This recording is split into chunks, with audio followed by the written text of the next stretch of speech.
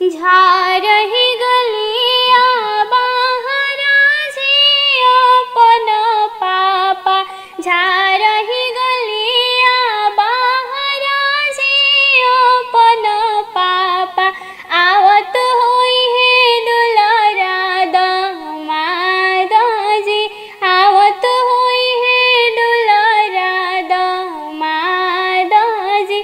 खाए के मांगले पूड़ी कचौड़ी, खाए के मांगले पूड़ी कचौड़ी, पियने के मांगे ठंडा पानी जी, पियने के मांगे ठंडा पानी जी।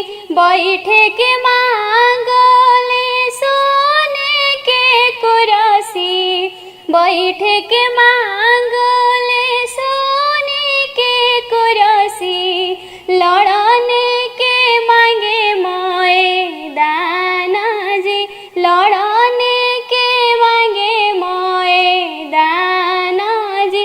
सोने के मांगले सोफा सेट पलंगिया, सोने के मांगले सोफा सेट पलंगिया, पढ़ने के मांगले किताब जी, पढ़ने के मांगले किताब जी।